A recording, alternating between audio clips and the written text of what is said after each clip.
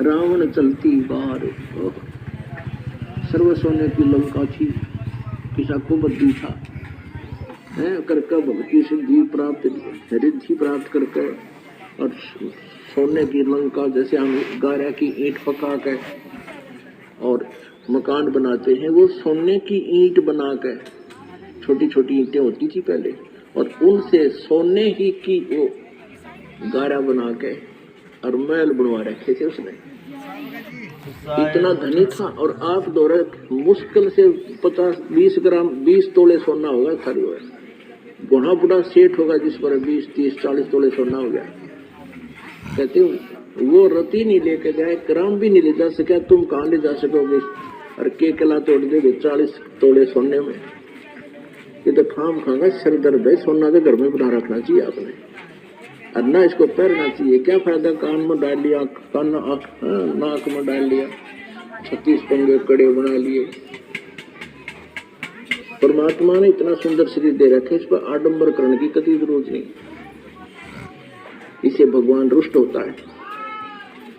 भगवान की भक्ति करें, चाहे किसा भी शरीर है, काला है, गोरा है, जैसा भी मालिक ने दिया है, इसमें हम परमात्मा पा सकते हैं। इस काया का गर्व ना करियो के काला के गोरा रे, और बिना भजन कुछ काम नहीं आवे, चाहे एतर छड़को चारों हो रही। तो पुणात्मा धीरे धीरे, क्योंकि हम इतने सामाजिक माहौल में हम इतने गहरे चले गए कि वहां से वापस आना अपनी पटरी पर हमारे लिए कठिन हो जाए। हम दलदल में घुस गए, लेकिन परमात्मा का सहारा आपको एक क्रेन का।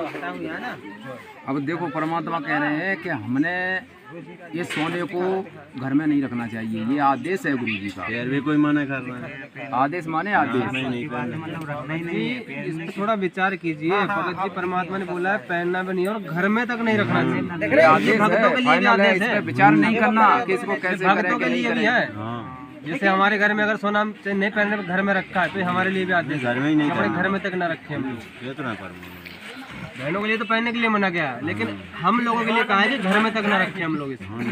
बात अच्छा है, तो इसमें विचार नहीं करना। अगर वो ज्ञान समझ में आ गया है, भगवान समझ में आ गया, तो गुरु जी के वचन को तुरंत कैच करना है,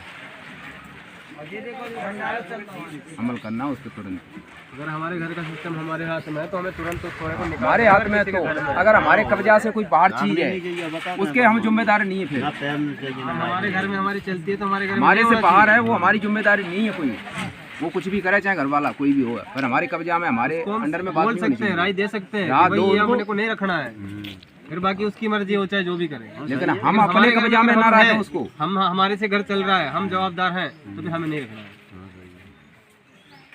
अगर हमारी घर में नहीं चलती है, तो हम उसको एक बार राय दे सकते हैं, उसको जैसा लगे वो करेगी, फिर उसके हम भागीदार नहीं रहेंगे, फिर हमारे सर से बोझ उतर जाएगा।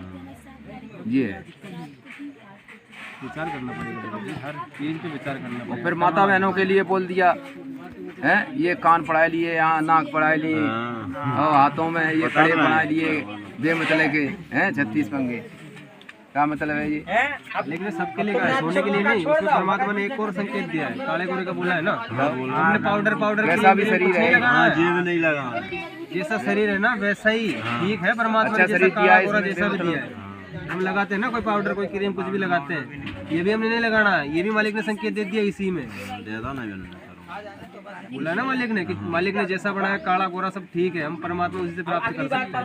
हमें इसका श्रृंगार करने की जरूरत नहीं है। माला की बने बता मैं काला गोरा शरीर माला की बने, वही बात चीज को समझना पड़ेगा। मालिक एक ही चीज में सब कुछ। साध यानी साधु संत, ये भक्त साधु, साधु माने जो साधना कर रहा है, और साधु सोए जो सीधा चाले, यानी जो और लोग दिखावा बकवाद नहीं करता, शराब मांस तंबाकू नहीं पीता, और मेकअप वगैरह शरीर के बाद जरूरत नहीं। कहते पति वर्ता भावानी चोम चटक श्रृंगार। जो पति वर्ता यानी जिसने केवल अपने पति से ही लगा हुआ है, फिर उसने बकवाद करने की क्या आवश्यकता है? उसको कोई मतलब ही नहीं है ना श्रृंगार करने को, उसे कोई दिखाना थोड़ी है दूसरे को। श्रृंगार तो वो करती है जिसको किसी को रिझाना हो। मालिक ने एक समय बोल रखा है ना भाई, ये श्रृंगार तो वैसा ही करती थी कि उनको किसी को रिझाना होता था। हाँ वैसे करते। तो पति बताया उसको श्रृंगार करके किसको दिखाना है? तो हमने तो अपने मालिक को रिझाना है ना। तो मालिक ने बोल दिया कि जैसा शरीर आपको मिला वैसे आप परमात्मा प्राप्त कर सकते हो। तो हमने श्रृंगार करने की जरूरत ही क्या है? जरूर नहीं है, जरूरत ही क्या है फिर? और ये बात भाई बहन नहीं समझ पा रहे, तो अभी ये इनकी कमी है, क्या कर सकता है कोई? कुछ अपने से थोड़ी छुड़वाएगा कोई। मालिक का संदेश दिल देंगे, मालिक ने जो बोला है वो सब आपके सामने रख देंगे, इससे ज्यादा और क्या करेगा कोई भाई बहन? बताओ आप। नहीं आपका कर्म है, आपको जो जैसे आप भक्ति कर रहे हो वैसे आपको मिलोगे।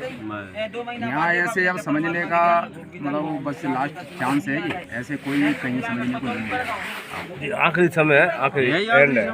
ये कोचिंग है भगत जी, बस लास्ट कोचिंग है। हाँ, इससे आगे कोई चल रहा है, समझ कहीं समझने को नहीं मिलेगा किसी को भी।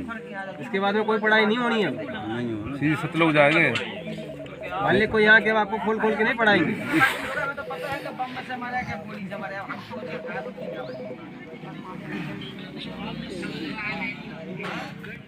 तो फल गया अगली बार तो मैं सारी दीवारें पटकने, अगर पति अगर कहते नहीं जा रहे हेलो आपसे तुम्हें त्याग मत गई मीरा गई हो। हेलो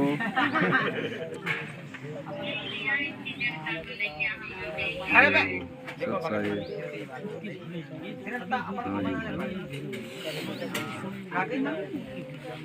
अपन मालिक ने कहा कि पहले तुम एक कदम आगे बढ़ा के तो दे। आप मालिक ने साफ साफ मना किया। कहाँ मालिक के वचन पे चल रहे हैं? जात पात तो मिटा ही नहीं रही, मालिक जात पात तो मिटा ही नहीं, सब ऐसे ही। जात पात आनी चाहिए। पूछते भगत जी क्या हम जाति में ढूंढ सकते हैं बच्चा? अरे जाति है क्या चीज, पहले ये तो बताओ। जाति है क्या? हमारी तो कोई जाति ही नहीं है, जीव है हमारी जाति। जीव का मतलब है जीव में सब आ गए। फिर हम मालिक के बच्चे हैं, फिर जात पात कहाँ चला रहे हैं? जात पात के समाज की दंगे में मालिक का सर्वप्रथम नारा यही है कि हमें जात पात को मिटाना। जब तक हम जात पात को नहीं मिटाएंगे तब तक हम धर्म को कैसे, मतलब ये अलग अलग जो बटे हैं उनको कैसे मिटा पाएंगे? जब तक हम एक कैसे होंगे बोला? जात पात जब हम एक ही नहीं होंगे तो हम आगे ज्ञान को कैसे समझ पाएंगे? नहीं समझ पा रहा है, वही तो हो रहा है। जात पात नहीं जब मिटेगा। तक हम एक दूसरे को समझेंगे तो एक होंगे तभी तो समझेंगे ना। एक दूसरे को नहीं समझेंगे, एक ही नहीं होंगे तो कैसे समझ पाएंगे? जात पात नहीं मिट रही, जात पात मिट जात। मालिक के वचन को हम अहमियत नहीं दे रहे। जिस दिन मालिक के वचन को अहमियत देंगे ना उस दिन हम भगत बन जाएंगे। अभी तो हम भगत नहीं है क्योंकि मालिक के वचन को हम मान ही नहीं रहे। परमात्मा कह क्या रहे, हम लोग कर क्या रहे हैं? हमारे करने और कथनी में बहुत अंतर है। तो परमात्मा खुद कह रहे हैं, अब तुम दास नहीं बने, खुद कह रहे हैं। भगत ही नहीं बने।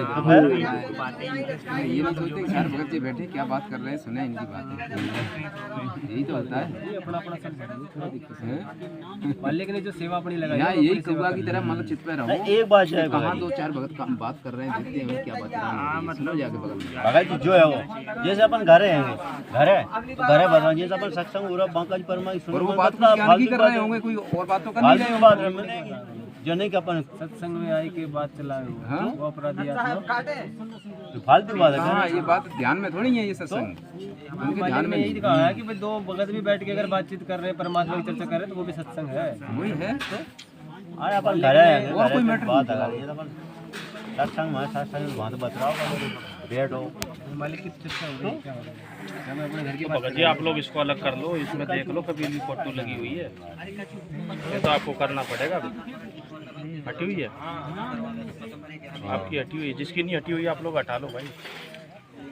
हमने तो हटा देना, बाकी हमारे को कोई दिक्कत नहीं, रखो रखो, हम